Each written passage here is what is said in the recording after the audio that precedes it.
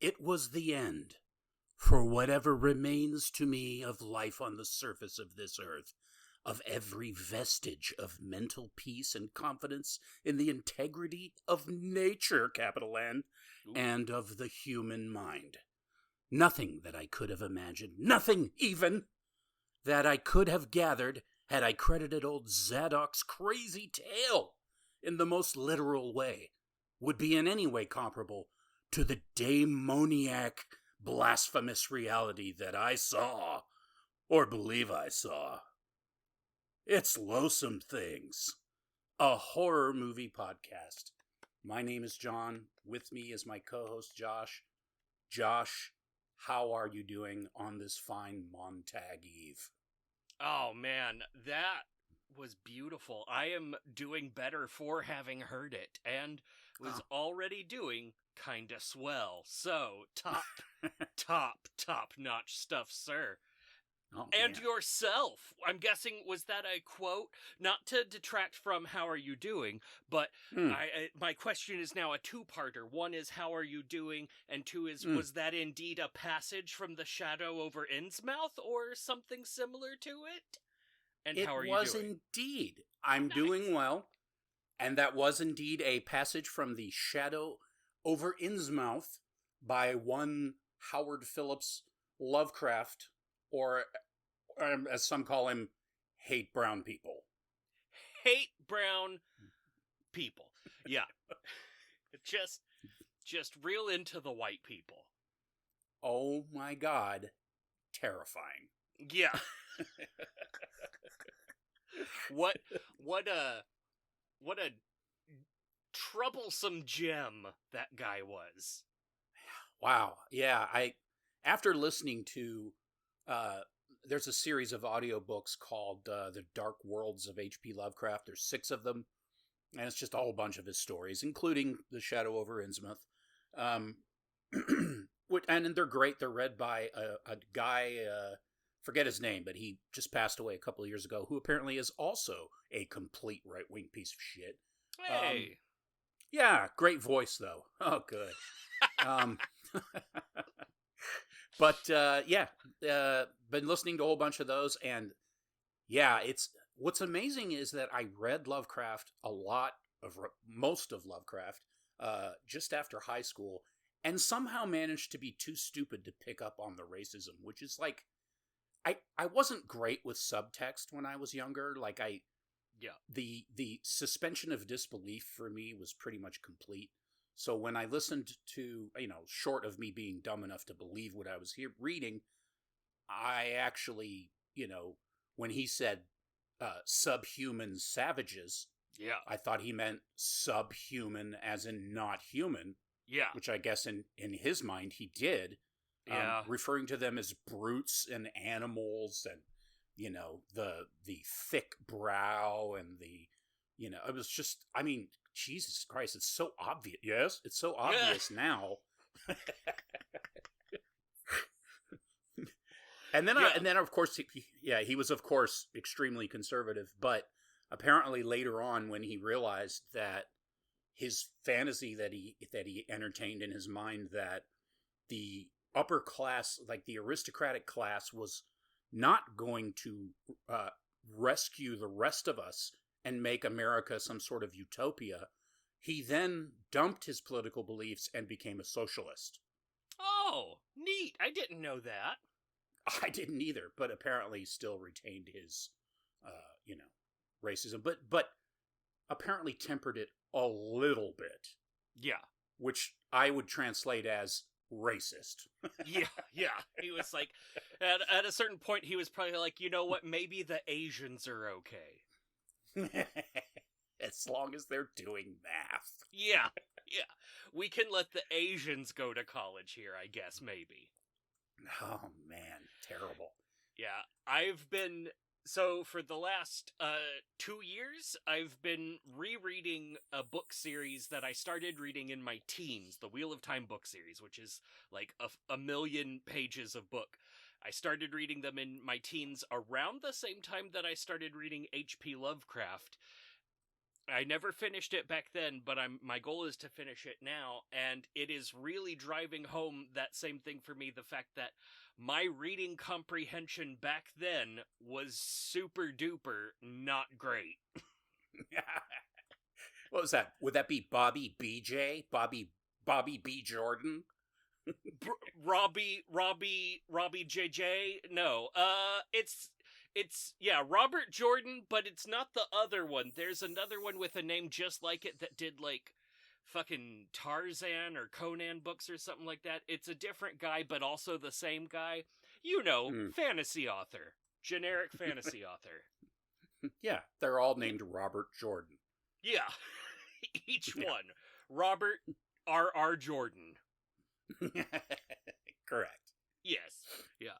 But yeah, I loved Lovecraft's works. He talked about there's the white ape in Africa. Like, what would be really terrifying is if you go to Africa and there's a secret, like, group of white apes. Oh! And all of that stuff. And I even got the book. There's that one book that's like just a collection of all of his letters and all of his poetry. And I got it because I was like, oh man, Edgar Allan Poe's short stories are great, and his poetry's pretty rad. Therefore, I have to find this H.P. Lovecraft poetry and read it. And boy, was that not the case for Lovecraft poetry. And I just never read any of the correspondence. Like, I was like, oh, I wonder if reading his correspondence would be nice. And then I was like, wow, this is boring. I'm so glad I never have to read that. And then I sold that book to Half Price Books for like 2 cents. And it's probably like, it's out of print. I know it's worth like a bunch of money now. So, fuck H.P. Lovecraft. Yeah. Yeah. Yeah. But here's a question. Why are we talking about this one H.P. Lovecraft so much? Well, you see, John, thank you for glad asking you. Good job. We four are to listening for talk. That. Yeah. Because we watched the movie for episode 106 of Loathsome Things. We watched the movie Dagon by Stuart Gordon.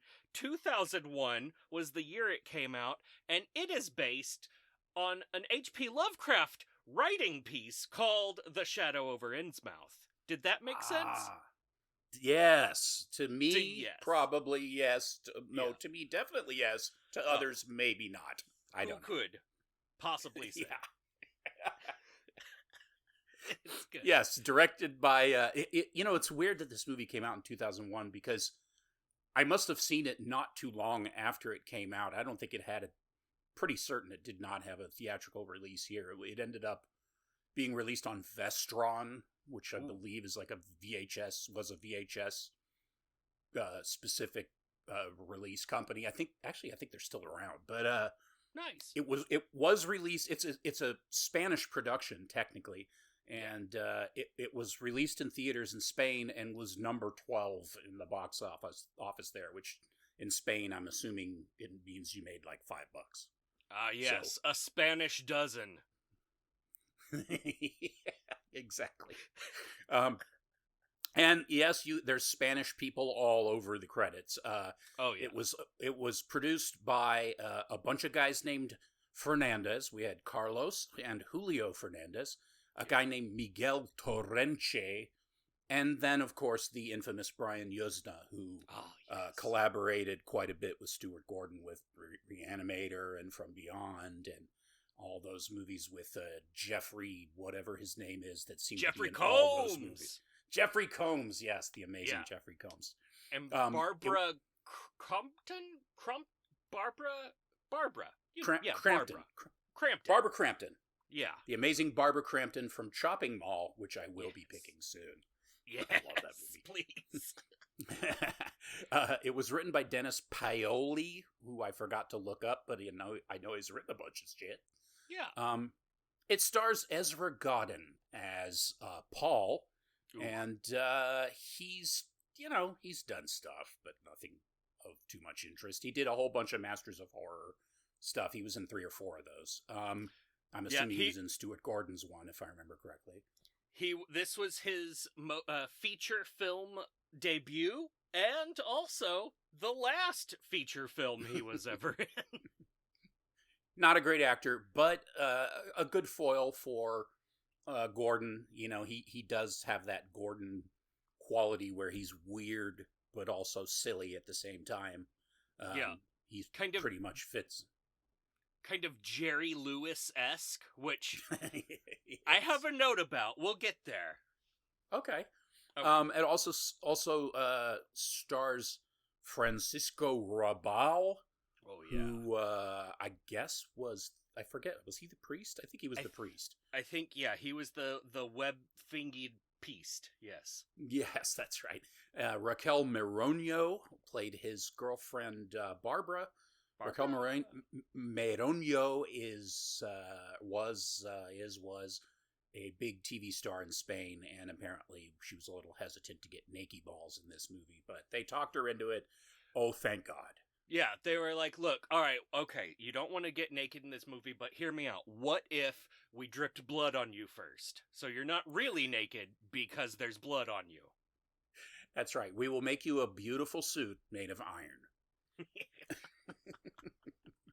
Also, co-starring as Ushia, was an actress whose name is Macarena something. Macarena Gomez. Gomez, that's right. After I hit Macarena, I forget every time. Yeah. Macarena Gomez for me. Yeah. Yeah, white people. Hey, Macarena. She, for me, famously was in the, or is, I don't know if they've canceled it yet or not, but anyways, in the Max series, 30 Coins, the Spanish horror series, which is very good and extremely disgusting. Nice. Highly recommend that show. She's the wife of the mayor, I think, in that show, but Mayor. That show is kick-ass. The effects in that are just so messed up. It's really good. That paired with seeing her in this might actually finally be the twosome of things to get me to watch it, because it's something that kept coming up as like, hey, you should watch this. And I was like, no, but it's in Espanol. It's super campy, but the effects are really gruesome, and once all hell breaks loose in this little Spanish town, it's kind of like picture the town in Tombs of the Blind Dead, where it's like this old town that kind of looks like it's on an island in the middle of the wilderness or whatever. Anyways, that it's a similar kind of place, like this old town in much better shape. And there's basically like some demonic possession business going on there, and it just gets way over the top, like insanely over the top, and some priests come to try to clean it up, and all hell breaks loose, literally. But yeah, great series, totally worth watching. Is she awesome in it? Because let me tell you, she steals the show in this movie. She doesn't steal the show, but she is pretty great. She's played up for maximum camp level.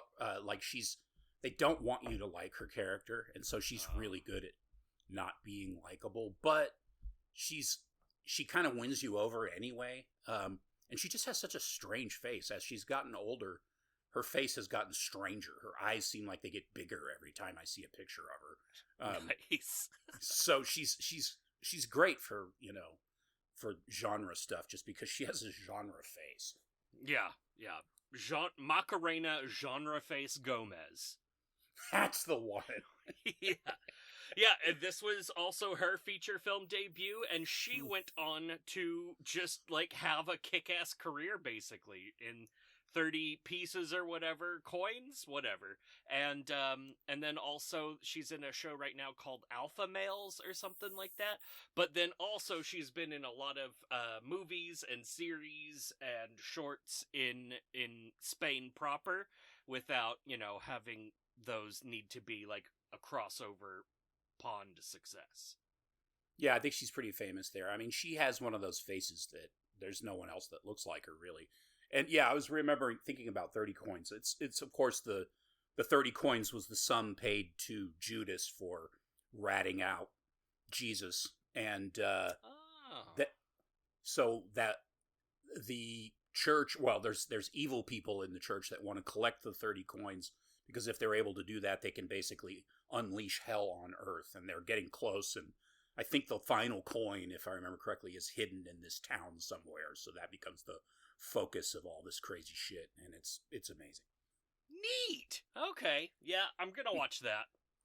Yeah, you'll like it. It's really good. The second season is insane. Nice. All right. New thing. Yay. Mm-hmm. So anyways, yeah, that's about it. What's anything new? Anything super exciting in your life? Maybe our audience can tell by the sound, I'm in a new setup. I bought a whole bunch of, like, sound dampening padding for my recording room. Then I realized I don't think I can afford enough, because it's just a full-size bedroom with a bunch of bare walls.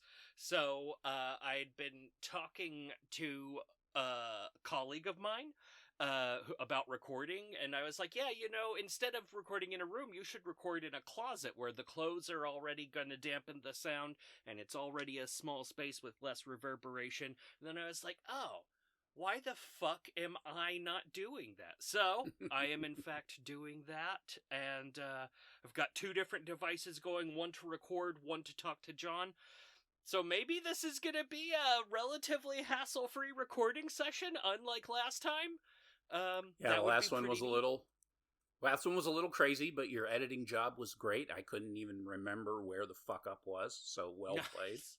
Nice. There was one point where I had stopped recording and you were still recording, and I was like, all right, how much of just John's recording can I play out without it being obvious that Josh isn't there? And it turned out it wasn't very much. You, like, said a few things, and then you were like, yeah, good one, or, like, something like that. And I was like, oh no, I have to cut this, damn it. I was going to say, I probably just prattled on for 20 minutes, and it was like, you were never there, not there. No, it was about 30 seconds, because I can't not interject. Perfect. I also have a piece of cool Loathsome Things fan news.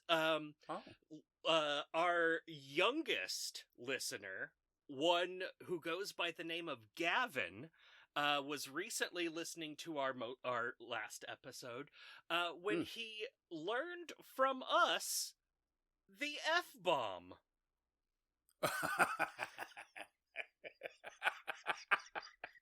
Yep. So wow, that is so cool. Thank you, Loathsome Fan Gavin, and to Loathsome Fan Gavin's parents, I'm fucking sorry. We are so fucking sorry, Gavin's parents. Also, we love your son, Gavin, not in that way. Not... Thank you. And in this episode, we will be teaching Gavin the word boobs. Yes, we will. Glad to be of service, Gavin.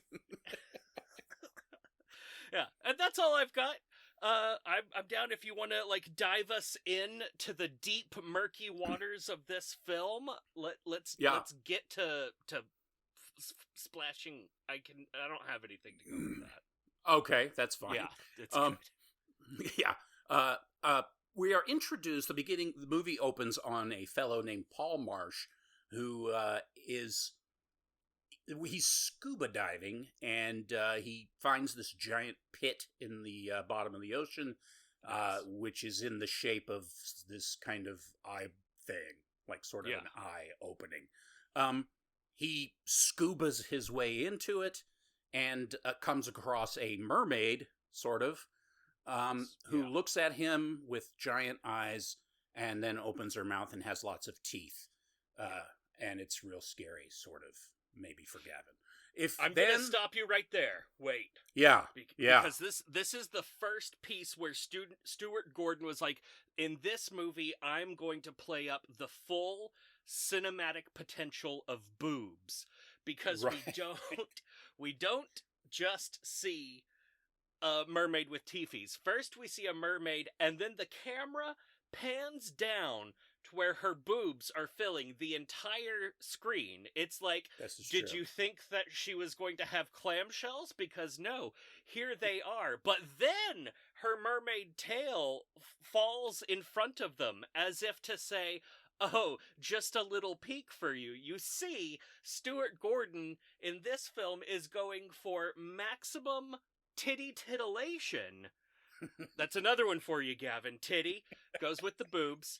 And so we're going to get a lot of this. Now you see them, now you don't. Oh, the nipples are peeking above the camera. Oh, the nipples are now down below the camera. Stuart Gordon really at his most titular. Yes, absolutely. This is where he introduces us to Oisha and her close friend Sandy Boobers. So, yes. Yeah, so Paul wakes up. It turns out he was having a dream. Ha, gotcha. He is on a yacht with his lady, Barbara, and she's trying to get it on. You can ask your parents what that means, Gavin. And so he's like, quit it, stop it, because he's a scientist or something. I don't know. And then she gets mad. Nice lady. He grabs. Hey, nice lady. He grabs his 2001 laptop, which looks like a box, and he's gonna start doing work. And then she grabs it out of his hands and runs topside, and makes a big presentation out of throwing his fucking laptop into the ocean. Yeah. And he's like, great, thanks. I had not backed any of that up, which, to be fair, that's on you, Paul. Yeah. But now all his research is gone, and it doesn't matter. It doesn't. We see also topside the captain and owner of the boat, Howard, get it, and his lady, Vicky, who is sunning herself, and, it's really boring. And then they discover that there's a delightful town that they somehow didn't notice, even though they're anchored offshore.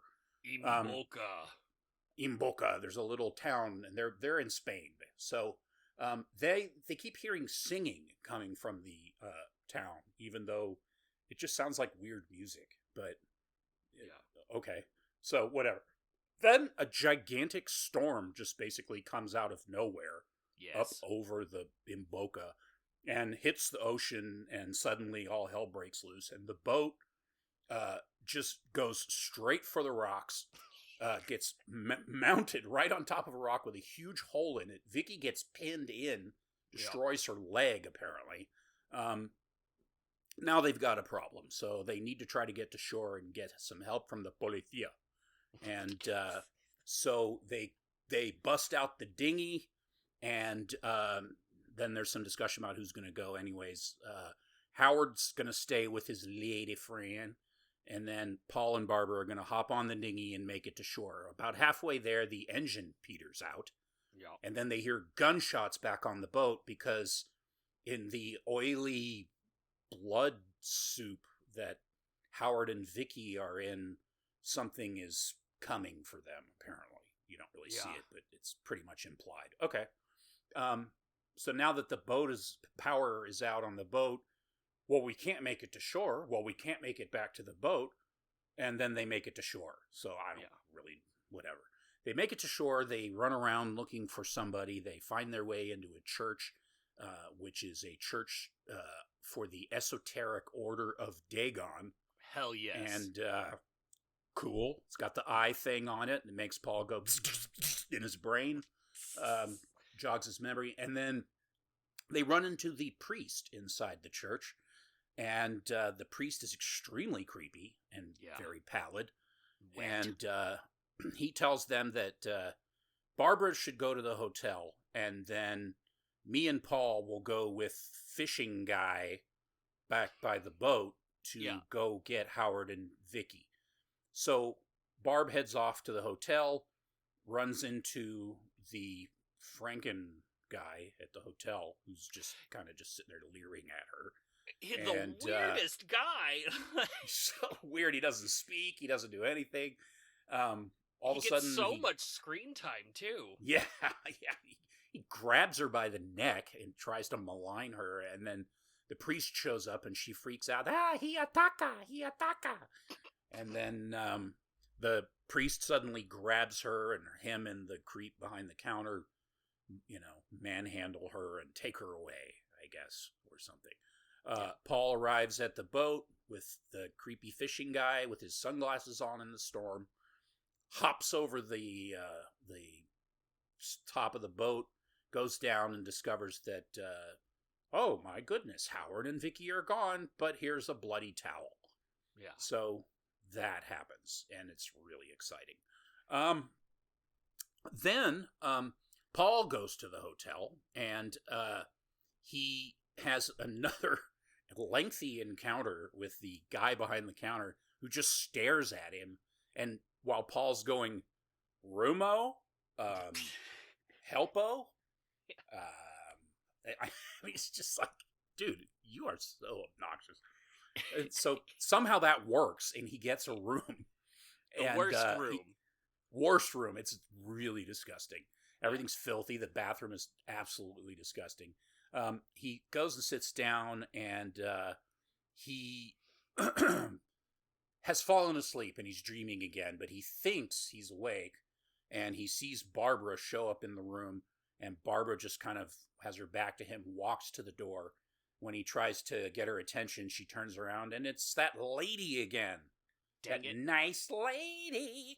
And she gets Tifa's with him again, and then he wakes up and realizes, oh, everything's fine in my world. And then he looks out the window, and all the local people are running around in Gortons of Gloucester suits, hobbling around, making weird clicking, like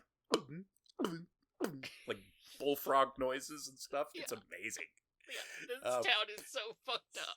It's so cool. They see him and they're like, whatever they say. I don't know what they say. And they've made him, even though they could have just asked the guy at the hotel, but that's fine. Well, that guy wouldn't tell them that he was yeah, that's true.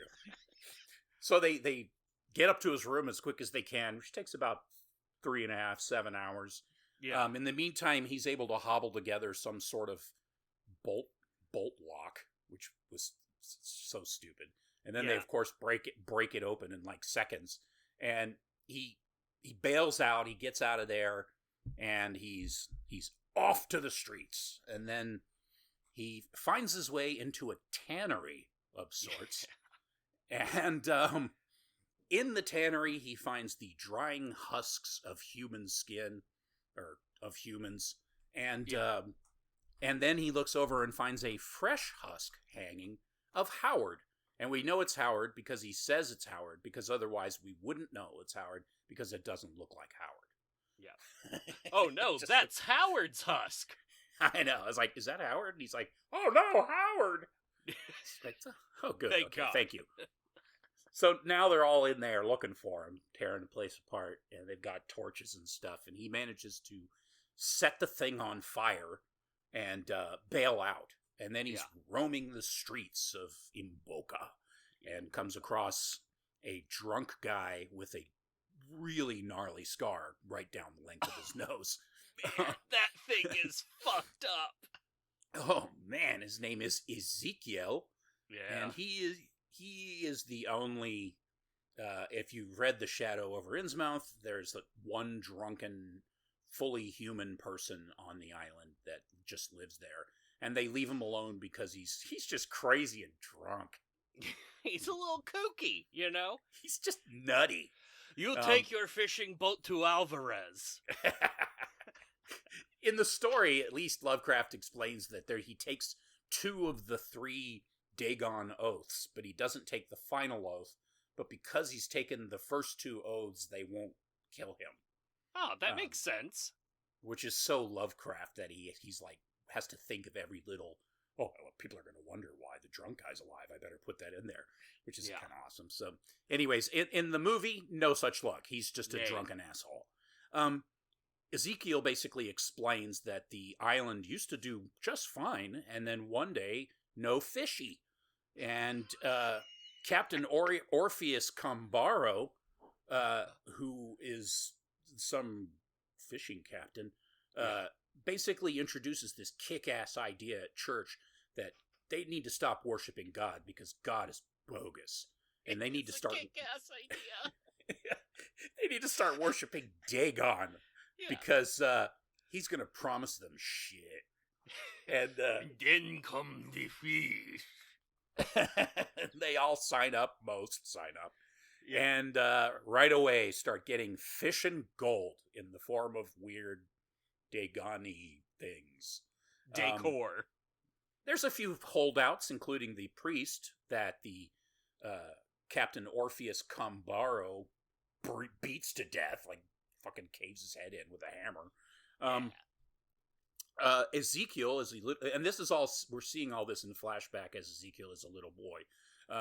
His mother or his dad or someone is sacrificed because, all of a sudden the fish have dried up. Well, what the hoo-ha, Dagon?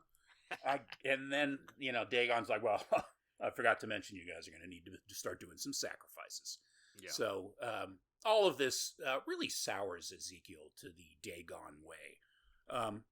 So he tells all this stuff, and then, Paul's like, you're drunk or crazy. But there's no way you could possibly be right. I mean, nothing I've seen to this point could possibly make me think what you're saying is real. It's really stupid. Ezekiel takes... Paul wants a car, so Ezekiel takes him over to the mayor's place, which is fancy. Because they want to steal the only car in town, which belongs to Xavier Combaro, Orpheus's grandson. They make some kind of noise because Paul's a fucking idiot, or Ezekiel or whatever, and they get these guys' attention. And so Ezekiel goes in and is like, hey, what's going on, guys? Trying to distract them. It's really stupid. Paul ends up trying to hotwire the car and, like a complete dickhead, honks the horn by accident. Draws all his attention to himself, ends up getting cornered, so he bolts around the mansion, finds a window that he's able to get in, and inside the mansion he enters a room and discovers the sexy mermaid, Ushia, who is the lady from his dreams. Mm-hmm. And she saves him from her pappy, Xavier, who comes to the door and is like... He basically sounds like you-know-who. And she's like, no, I haven't seen him. He's definitely not behind the door. And he's like, okay, sleep well. And then he fucks off and closes the door. It's so stupid. And so she's like, you have saved me, and now we must have sex. And here are my boobies for realsies. There they are, again. They're a lot out of attention there. Paid.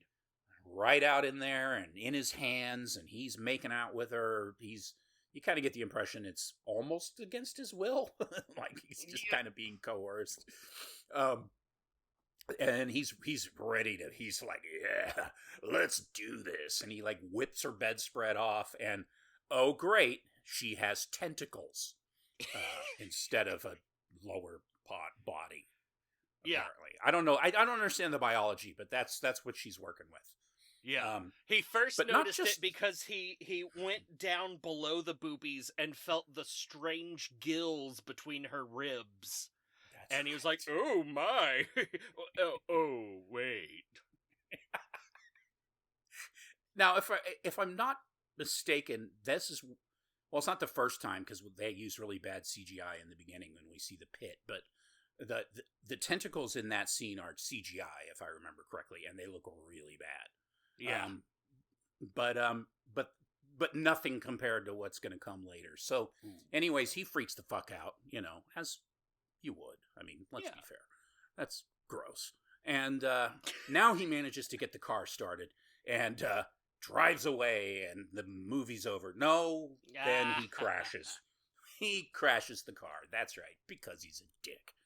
Yes. He gets captured by the Bokalians and gets thrown into a barn with Vicky, who just happens to have been impregnated by Dagon. Great. That's... Yeah. Okay. So she kills herself. Yeah. And also Barbara's there. Barbara's there as well. And the drunk Paul, Ezekiel. And the drunk Ezekiel. They get chained up, and they are given a final opportunity to worship Dagon, neither of which takes them up on their generous offer. Paul apologizes to E because he's a fucking tool. And then Ezekiel thanks Paul for helping him to remember his parents. What? Okay, Yeah. that's great. But thank you for reminding me about my parents that I forgot, who were murdered by fish frogs. Yeah. Thanks. Now I'm gonna die. Great. In a real cool way. Yeah. The fish folk kill Ezekiel. Oh, but they don't just kill him. No, they flay him. Yeah. Give him the old peelaroo. The old peelarino. While Paul watches like a bitch. And then, as Ezekiel is dying, Paul and him recite the 23rd Psalm, which doesn't help, like, at all. No. Proof positive, Dagon probably would have been the better choice. Yeah. As it turns out, Ushia comes to the rescue once again, calming down the fish folk, saving Paul. Man, she's turning out to be a real winner. He says that he will stay, but only if Barb is let go from her trapezian fate. Yeah. That trapeze thing that she's strapped to. Anyways, Usha is not having it because, Dagon, baby.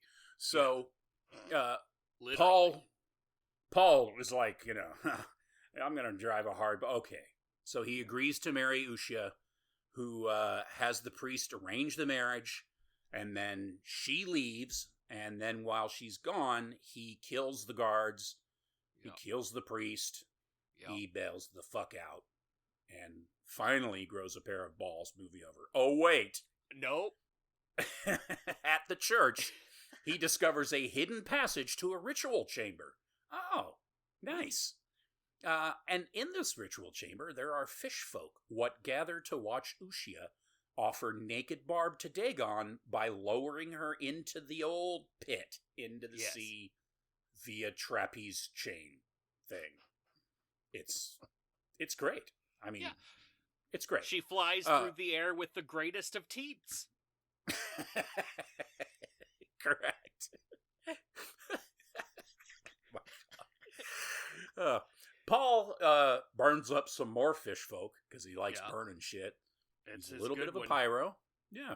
He raises Barbara up, but now, she's under Dagon's power and is begging to be released because preg balls. And doesn't want to let her new god, fresh god. You don't want to let him down. Yeah. Paul is like, nope. And he rescues her, movie over. Wait. No. Then the worst CGI in modern history comes out of the pit and grabs Barbara, and which makes me feel like this movie was meant to be in 3D because it just has that shitty 3D look to it. Tears her literally from her hands and tears the rest of her off and drags her down into the pit, leaving her severed hands hanging from the trapeze bar. Pretty fucking badass. Kick ass. Yeah. The fishy people, who he hasn't burned all of them, attack Paul once again, and beat him within an inch of his miserable life. And lo and behold, Usha shows up with her dad, Xavier, who is really fucked up. Like, he's got the fucking, walking cane stick things, and he's all hunched and super fishy. And they stop the people from killing Paul. And that's when we discover, oh, Xavier is not only Usha's father, she's Paul's father. He's Paul's father. Yeah, sorry. Yeah, That's Usha good. is not Yeah. Paul's father. Yeah. Usha is Paul's father. Wait. Wait. Movie over. Movie over. Hold on. Wait. Usha tells Paul that their mommy dearest escaped from Imbolca after getting knocked up by good old X. Now that Paul is back, he can bang his sister and go live with Barbara and Dagon in the soup pit. Yeah. I mean, it sounds like a great deal. He hates himself because he's a total fucking loser and tries to set himself on fire.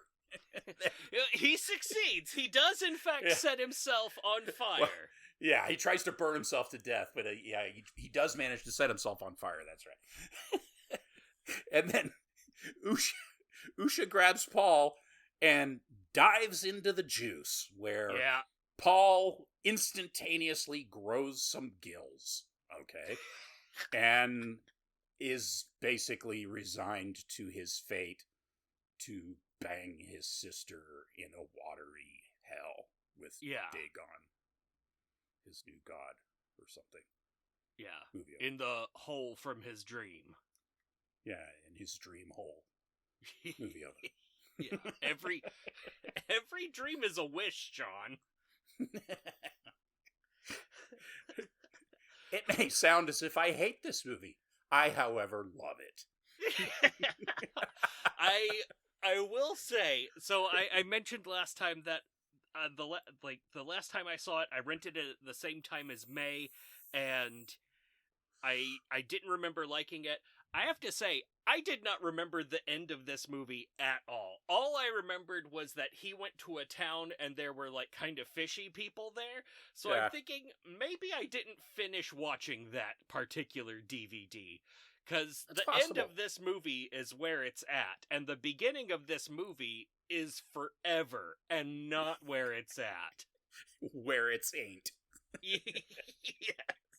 Yeah, the thing about this movie is it just keeps ramping up, and then by the end, it's just like unrelenting insanity. And it's got that like, oh god, what's the guy that did the Lair of the White Worm? Ken Russell. It has that kind of that Ken Russell like everything just goes full tilt insane by the end of the movie feel to it, which is fucking great. Which, by the way, I need to pick Lair of the White Worm. That's a fine film.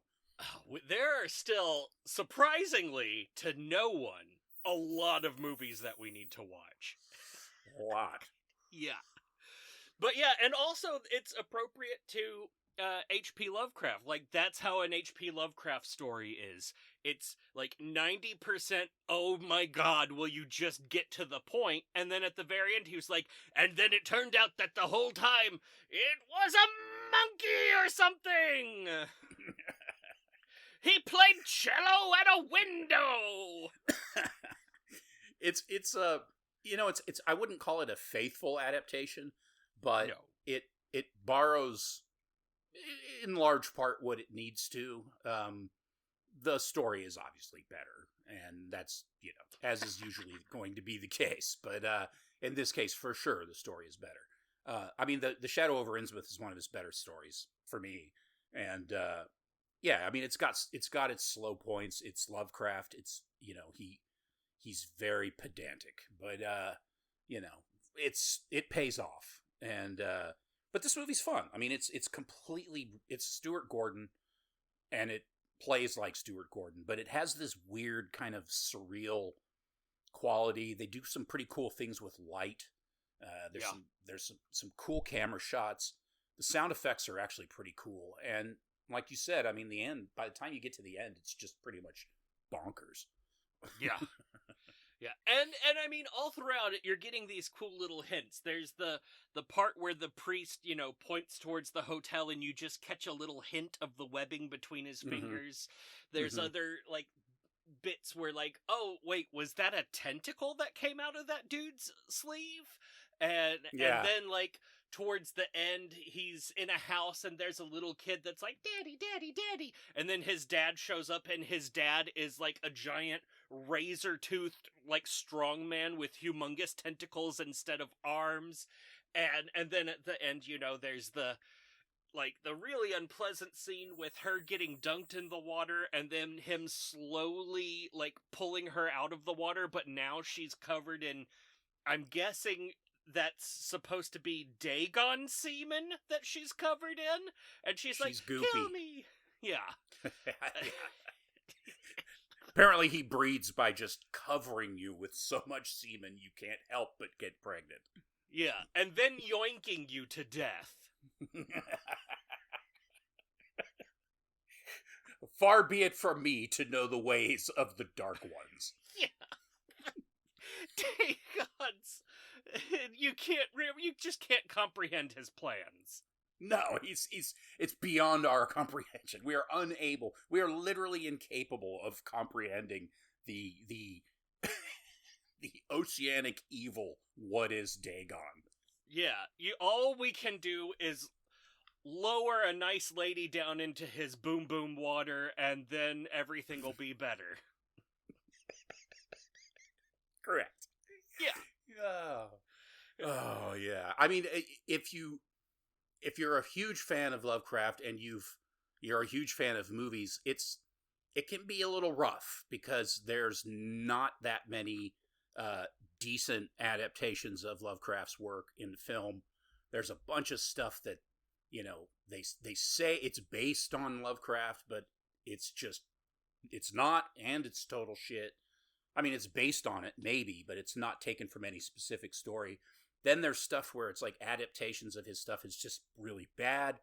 It really wasn't until, I mean, this is pretty good, but it wasn't until Cabinet of Curiosities where, you know, I really saw some like Lovecraft adaptations that I was really impressed by. I mean, a couple of the things on that are really well done. The one with Scatman Jenkins or whatever his name is, the familiar, the rat familiar. Yes, that the one weird was really house. good. Yeah, that was good. And the Nicolas Cage movie, The Color Out of Space, that one. That's good. That one was good. It is. It's quite a departure, but it's still good. Yeah. The Jerry Lewis element of this main character is what made me have this whole thought, like, you know how Stephen King is, where, like, he can't, like, take two poops without writing a novel that's going to get adapted into at least one film or miniseries? Yes. Yeah. So, and then you think about, like, the Jerry Lewis era of cinema, and you think about, like, what were horror movies at the time. You've got the Universal monsters, you know, your Frankenstein, your Dracula, your mummies, and then you have, like, a little bit of your Edgar Allan Poe adaptations with your Pendulous Pits and such. And I was just thinking, what if H.P. Lovecraft had been as popular as Stephen King in a contemporary sense, and during that whole era we had been getting, like, really weird Lovecraft adaptations to the point that there would be, like, Jerry Lewis actually in The Shadow over Innsmouth, or like Abbott and Costello meet Cthulhu. I want to go back in time and make that have been the thing. Oh man, that's terrifying. Yeah. Like, the Three Stooges and Nyarlathotep. Like, let's please have had that instead of what we got. The Marx Brothers featured in The Night at the Mountains of Madness.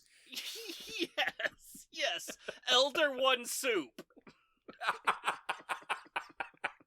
Elder One Soup. Yeah. Is it just me, or is that Cthulhu Ftagn? God. Yes? Oh. But instead, we got Pendulous Pits, and we got a whole bunch of Frankenstein. So, what are you going to do? Is it just me or is that Cthulhu Ftagn? Thank you! Thank you! So stupid. I didn't plan that one, but I'm happy I was able to execute on it. Oh, totally nailed it. Yeah. I guess I forgot. Yeah, I forgot the Dunswich Horror, of course, which we covered. Oh, yeah. With Dean Stockwell. But then again, that movie was terrible. It was great, but not a great movie. Yeah, exactly. That's a weird movie. If you guys didn't watch that one, and seriously, why are you listening to this if you don't watch the movies? Go watch that movie. Yeah. You guys suck. Except you, Gavin. You're pretty sweet. Yeah, Gavin, you rock. Yeah. I gave this movie a 6/6. It's solidly in the middle. There are moments of greatness like Usha showing up and her headdress is like real good, but also obviously just flimsy, like semi-hard plastic like you would get at a Party City, but also badass. And she just, over the course of the movie, she just intensifies, you know, like she shows up as the mermaid, then she's like the bedridden love-to-puss, and then at the end she's like rolling around in a wicker basket and whipping off her skirt so that she can dunk him into the water after just doing a bunch of really intense looks. She spent some time torturing his wife with the curviest knife in the world, and like almost killed her whenever she called her a pendeja or something like that. Like, it's just great. Also, I love this movie because there's a lot of Spanish in it, and there's no subtitles, but it doesn't matter because it's all from chapter 1 of Spanish 101. Like, muchas gracias. And then everyone else is just like throwing in just enough English in there. And it's like, oh, this is like an amount of Spanish that I can just straight up understand. That makes me feel cool. That's the way that we should all learn Spanish, is through Stuart Gordon movies. Oh, fuck yes. And, so for me, it's a 6/6. Great stuff. A lot of enjoyability. Also super slow at the beginning. There are scenes that just, like the scene where he's inspecting everything that's wrong with his hotel room goes on forever. And it's just like, oh, and the sink is bad. Oh, and the bed is gross. Oh, and the water's coming in through the window. It just keeps going. Like, please, no, dear God. But that's true. That's true. It's worth a watch. Oh yeah. I gave it a 6/6 because I love this movie. Nice. Deeply flawed, of course, but you know, I will always remember the first time I saw it. It was something that just came on TV. I didn't really know what it was. I mean, I was familiar, like I had said. I was familiar with Lovecraft at that point, and I either didn't remember that story or I hadn't read it yet. I don't know, or I was just too dumb and I had read it and forgotten. But so it was, you know, I didn't know what was going to happen. I guess you wouldn't really fully know anyway, except that it isn't going to be good. But it's such a strange movie. Like, it's just bizarre. Like the people running around in their slickers, making all those weird noises, just kind of like zombie-like, but really gross amphibious people, is a really cool idea. And that's something that Lovecraft was always so great at, was just kind of creating these disgusting creatures and, you know, really kind of making them feel like they were real, you know. So that was cool. But anyways, I gave it a 6/6, even though it's probably not a 6/6 movie. But for me, it is. Yeah, that's perfect. This is a very John movie. You've got the oceanic element in there. Yeah. You've got the pretty, quote-unquote, European seaside town. Like, these are all calling to John. And then you throw in some Cthulhu elements. Like, what's not to like, other than the acting and script? Yeah. And, you know, those are John elements, too, so... Yeah, exactly. Shitty acting and a horrible script. Perfect. So that's a pretty solid recommend from us. If you didn't watch it, you're stupid, unless you're Gavin, which you shouldn't be watching this movie. Yeah, that's how I feel about that. John, did you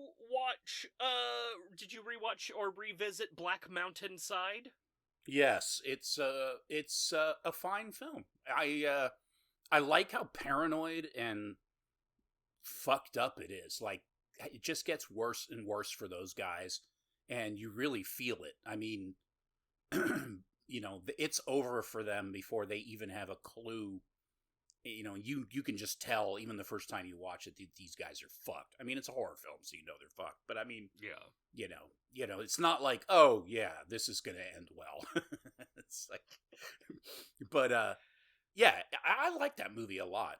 It's it's a little clunky, and the deer, we have maligned the people who made the film for that deer, but the deer is charming because it looks so stupid. It's just, but it has a lot going for it, and it's definitely up there with the Arctic isolation horror films, supernatural horror films. It works, and it's I'm sure nobody knows about it, which is a shame because it's a good movie. I don't know, what'd you think? Yeah, I loved it. It I hadn't watched it since we first reviewed it. Yeah, and same. Yeah, it was like, wow, yeah, all of these characters like work so well. The acting is great. It's just this little gem with a weird deer in it, and the deer even works most of the time. Like, there's like a scene where it's like inside the cabin in a shadowy corner talking to the guy, and it's like, yeah, that's pretty fucking tight. But then he's just like standing up on his hind legs outside, and you think he's going to point you to the nearby rest stop, but then he doesn't. And it's just such a weird choice, but it's fine. It's other than that, it's great. I also gave Black Mountain Side a 6.6. Yeah, I would give it a 6.6. Yeah, for sure. Yeah. Definitely a watch. Not a classic necessarily, but definitely deserves more attention than it got, I think, which I don't think was very much, unfortunately. But it is readily available, so somebody knew that it was worth watching because it's still out there. So I believe it's cheaply available on all of the streaming platforms, so it's got like, everyone who has a streaming platform has Black Mountain Side on it, basically. Yeah, it's pretty. Yeah, I mean, it's 3 words. Don't know why, but it is. Well, that's because Led Zeppelin wrote it that way. Oh, of course. Yeah. Damn it. So that's Black Mountain Side, quick and dirty. We like it. You like it. You go like it right now. Join us next time when we revisit Gus Halwerda's 2020 film Intersect. I don't know how I'm going to watch that whole movie. Maybe I'll watch it on 2x speed. Oh, yeah. Oh, man. Yeah, I knew it. It was like, oh, God, it's next. Oh, Lord. We're going to have to come around on that and see how it has aged. Maybe it's way better than we remember. Yeah, maybe. Maybe it's not by far the worst film we've watched out of 106 movies. Yeah, well, we'll see. We'll find out in 2 weeks. So John, other than Dagon and Black Mountain Side and thoughts of Intersect, wow, what have you been watching? Consuming? Yeah, I watched a couple horror things. One's, I guess, horror. But anyways, I watched, I told you about both of them. I saw The TV Glow. That was the 2024 movie. Yeah. That was made by a trans director, and it's really kind of an allegory, or a fable even, about trans identity and what it's like to grow up in a suburban environment when, you're tied to whatever gender you were raised under, but you also don't feel at home in your own body. And so, this TV show is kind of this analog for, I don't know, it's hard to describe, but it's very surreal. And it's very slow and takes itself a little too seriously. But at the same time, it's got its own charm. I enjoyed it. I liked that movie too. I will say I must not have been watching very carefully, because when I watched the movie, I was like, "Oh, neat! It's talking about like Buffy the Vampire Slayer and Nickelodeon era and stuff like that." And then afterwards, I was reading about it, and they're like, "Oh, yes, it's an allegory to trans," and I was like, "Oh, really?" I mean, I had read about it before I watched it, so yeah.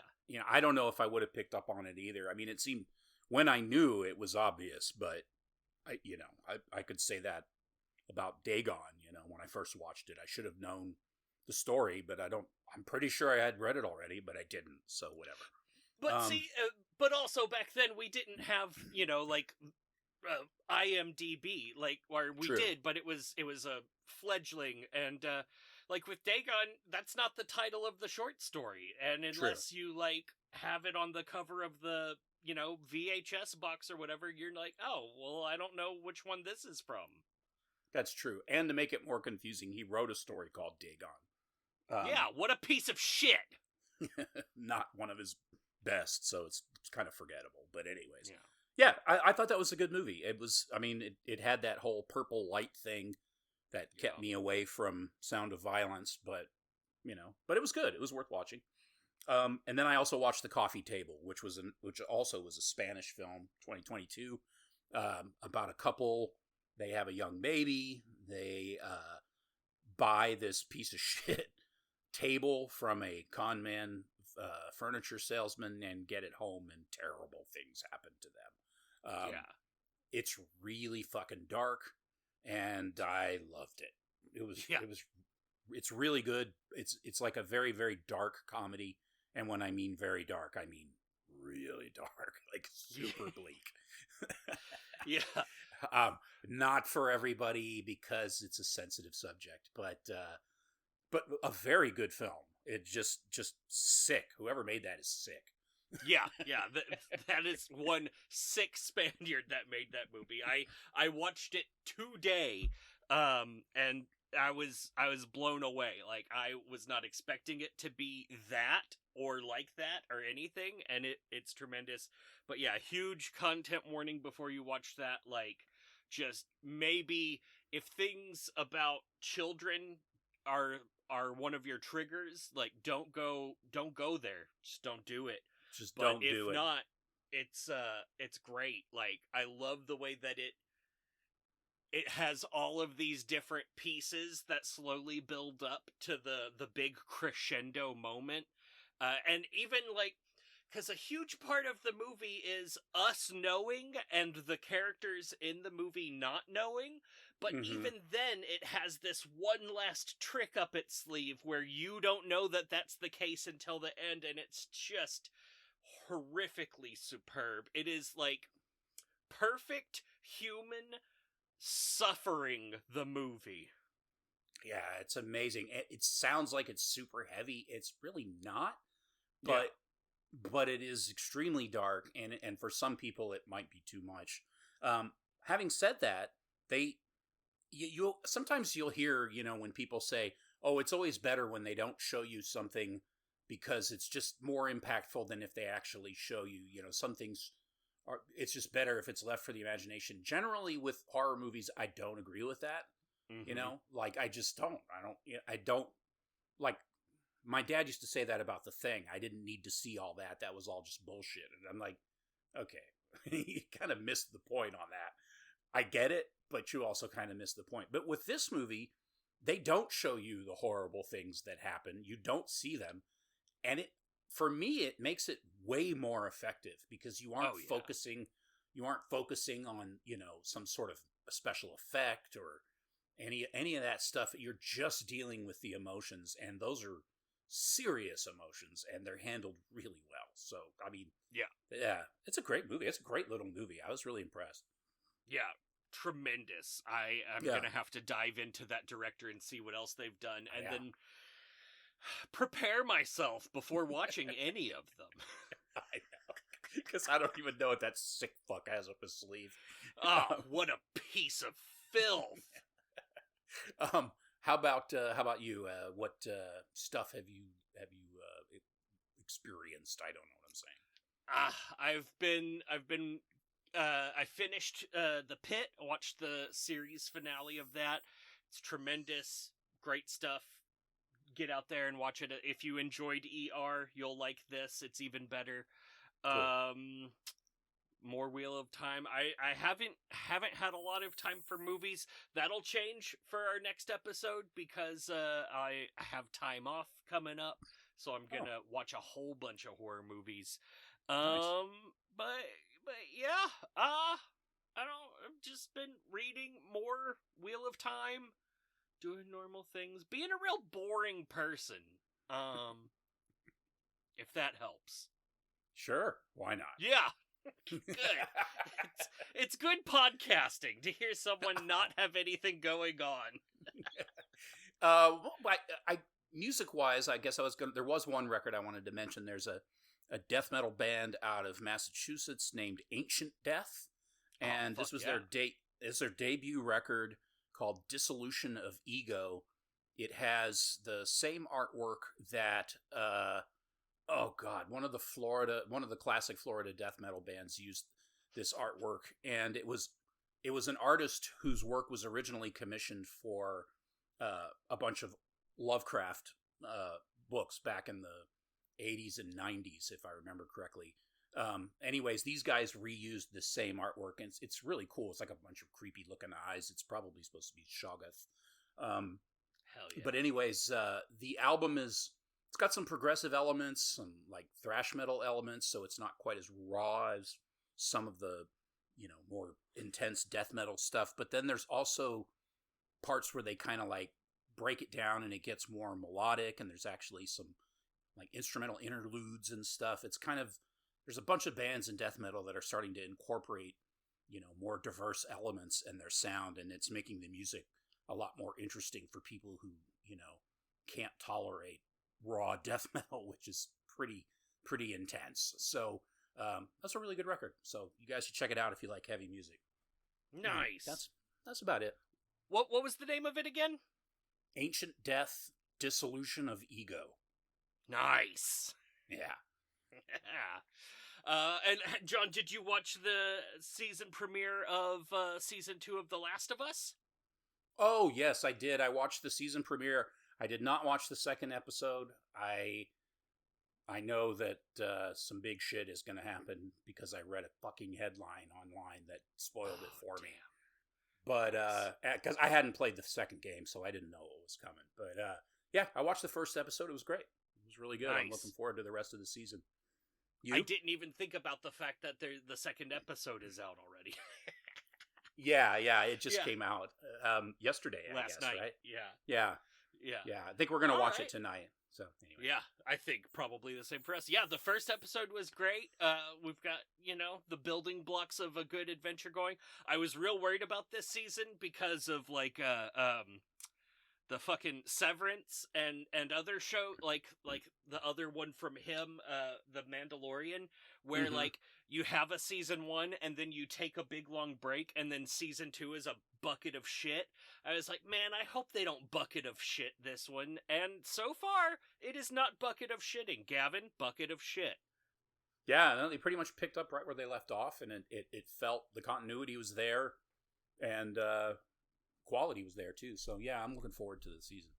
Yeah, I was like, oh, they've got a cool community. Oh, full of bigots. Great. Okay, here we go. Nice. Okay. Lots of people to be killed. Yeah.